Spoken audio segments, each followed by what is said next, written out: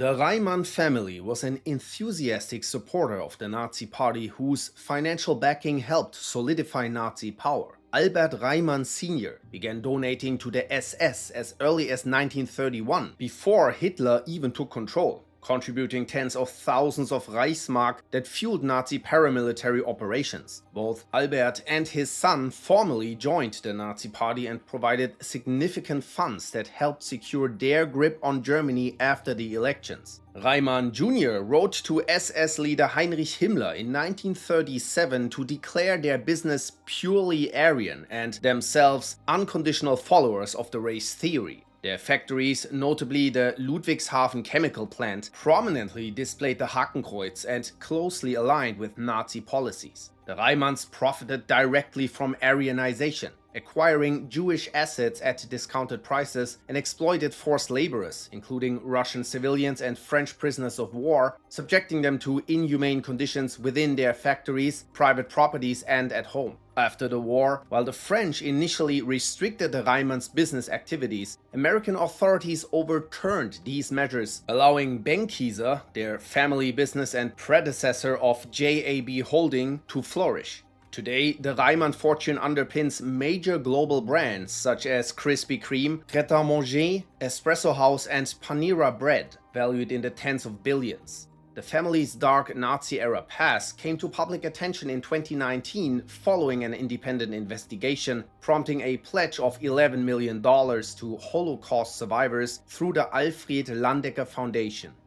Prescott Bush, US banker and father of President George H.W. Bush, was a partner at Brown Brothers Harriman and director of the investment bank Union Banking Corporation, which managed Nazi-linked assets until 1942. Bush did not personally donate to the Nazi Party, nor is there proof he met Nazi officials. However, UBC, where he held shares, was the US financial front for Fritz Thyssen, a major Nazi funder. UBC handled millions in gold, steel, and industrial assets tied to Thyssen and other Nazi-linked firms between 1931 and 42. In October 1942, UBC and related entities were seized under the Trading with the Enemy Act. Bush and other directors were labeled as nominees acting on behalf of a Dutch-based bank, itself tied to Thyssen.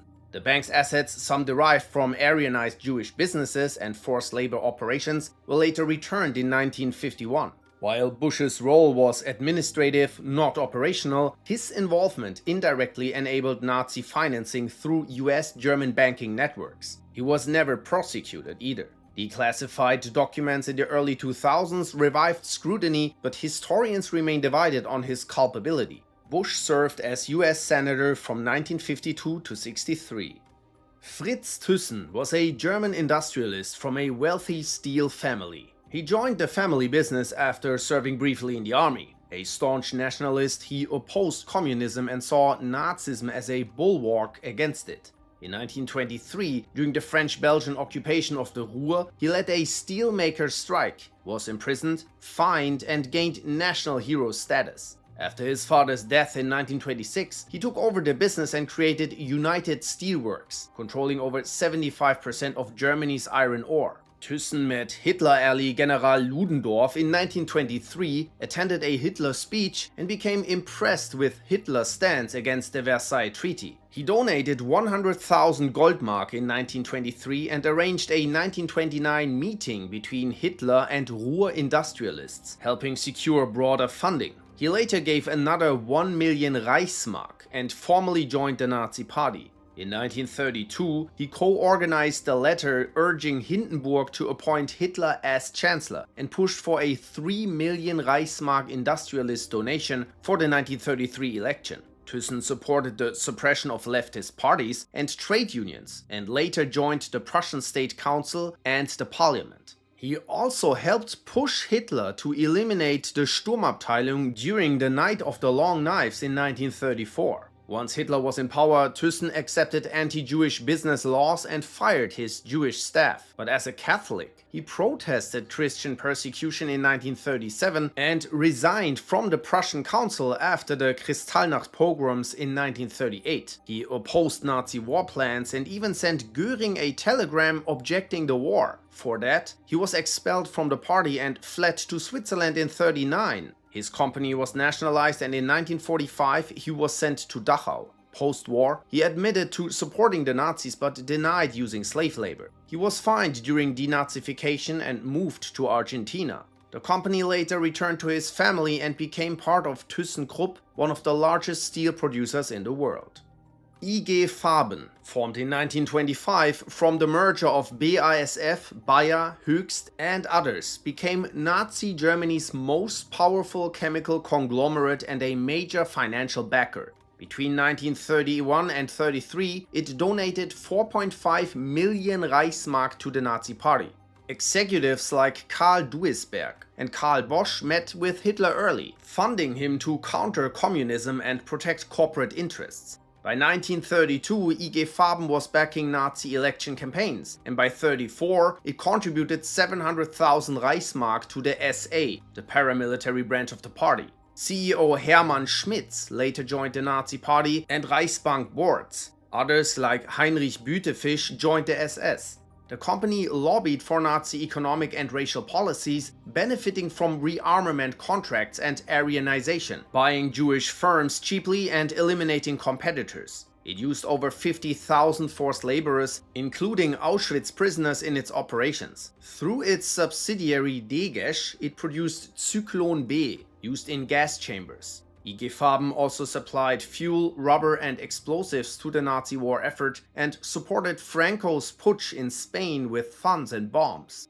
After the war, 24 executives were tried at Nuremberg. Many convicted of war crimes like plunder and slave labor, but most were freed by 1951. The company was dissolved in 1952. Its successors, BASF, Bayer and Hoechst, now Sanofi, survived and faced Holocaust reparations claims in the 1990s.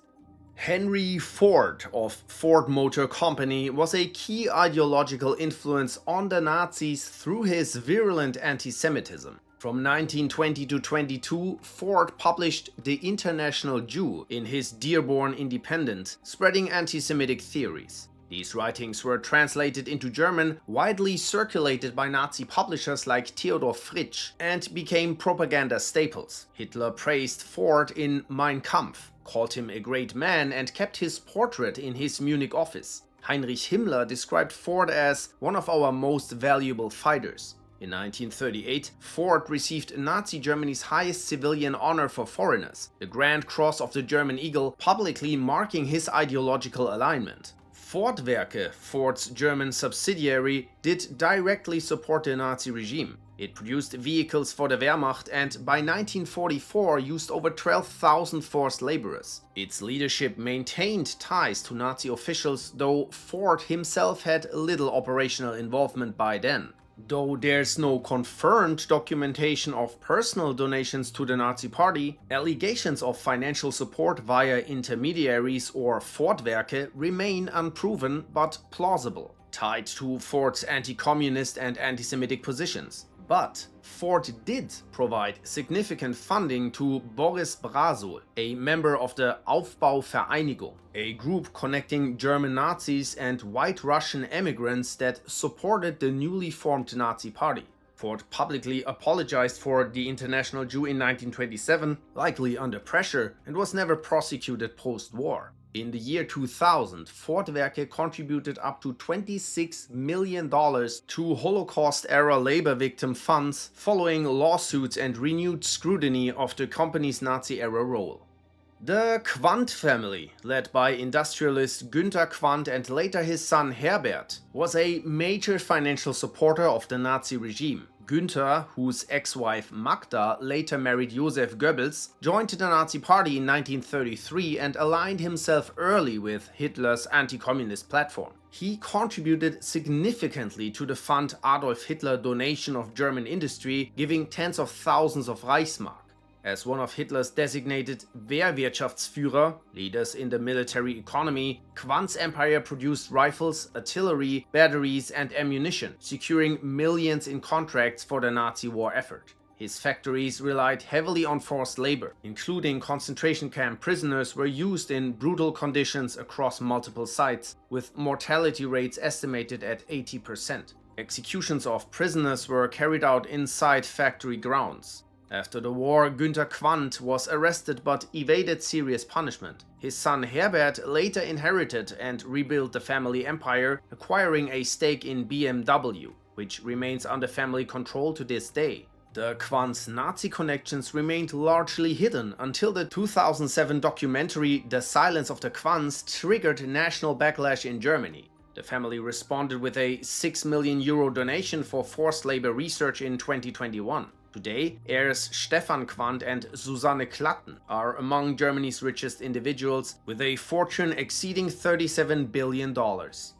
Gustav Krupp von Bohlen und Halbach, head of Friedrich Krupp AG, was one of Nazi Germany's most powerful industrialists and a major financial supporter of Adolf Hitler. His company, Europe's largest at that time, produced weapons and war materials in both world wars, including the infamous Big Bertha and Paris gun. Krupp secretly violated the Treaty of Versailles by engaging in rearmament during the 1920s. By the early 1930s, he became a staunch Nazi ally. At the secret industrialist meeting on February 20th, 1933, he personally contributed 1 million Reichsmark to the Nazi election fund, helping Hitler's rise to power. He later became president of the Reichsverband of German Industry and helped expel Jewish members. After Hitler's rise, Krupp led corporate fundraising through the Adolf Hitler Fund and coordinated financial support via industrial associations. In 1940, he received a Golden Party Badge, an award given by Hitler himself for outstanding service to the Nazi state.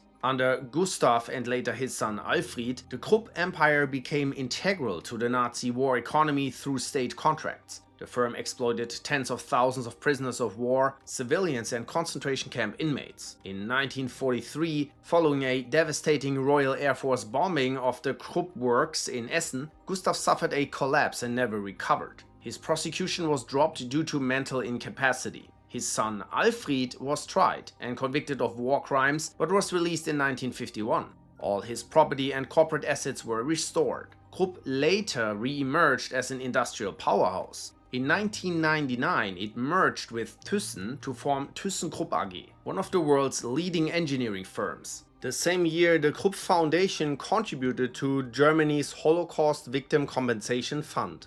August von Finck Sr. was a powerful banker and industrialist who played a significant financial role in Nazi Germany.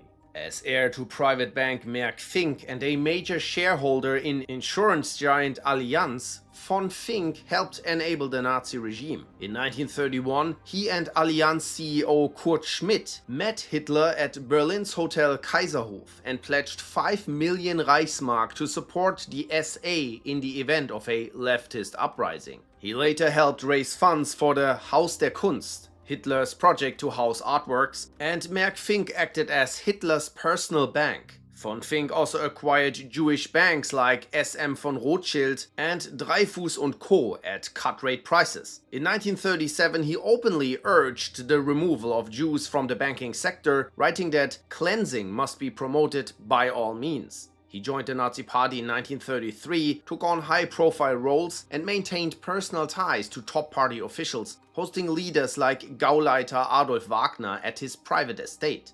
After World War II, von Finck was classified as a Mitläufer in the denazification process, despite his deep involvement. He paid a fine of 2,000 mark and reportedly spent 500,000 mark, influencing witness testimony, which helped him avoid harsher penalties. By 1951, he was back in control of his businesses. His son, August, would go on to fund political causes in Germany, including support for the AfD. The Bechstein family, led by piano magnate Edwin Bechstein and his wife Helene, were among Adolf Hitler's earliest and most personal supporters. As owners of Europe's most prestigious musical brands, the couple used their wealth and influence to finance and legitimize the Nazi Party. Edwin first met Hitler in 1921 and quickly offered him their Berlin residence as a personal home. Helene, captivated by Hitler, tried to mold him into high society, coaching him on manners and speech. She referred to him as mein Wölfchen, my little wolf, and reportedly wished Hitler would marry her daughter. The Bechsteins donated tens of thousands of Reichsmark, including financing the Nazi Party's newspaper Völkischer Beobachter and covering the printing costs of Mein Kampf. One of the few documented transactions shows Edwin guaranteeing Hitler a 26,000 Reichsmark payment for a Mercedes. Their public closeness to Hitler, however, began to backfire. Amid growing scrutiny, Edwin was removed from the company's board in 1934, though Helene retained control as a majority shareholder. Edwin died later that year, receiving a state funeral attended by Hitler and top Nazi officials. After the war, the Allies confiscated the company's shares and shut down piano production. Helene was sentenced to 60 days of hard labor and lost 30% of her assets for being a Nazi collaborator. Today, the C. Bechstein brand has distanced itself from its founder's Nazi past. Emil Kirdorf was a powerful coal magnate and one of the earliest and most influential industrialists to support Hitler and the Nazi Party. Known for his staunchly authoritarian, anti-democratic and anti-Marxist views, Kirdorf viewed the Weimar Republic and the workers' movement as existential threats to the established social order. He believed that industry and state should jointly enforce hierarchical control and saw in Hitler a means to turn the working class away from Marxism. Kirdorf met Hitler for the first time in 1927 and quickly became one of his key benefactors. That same year, he co-founded the Ruhrlade, a secretive cartel of Ruhr industrialists who coordinated and funneled financial support to the National Socialist Party.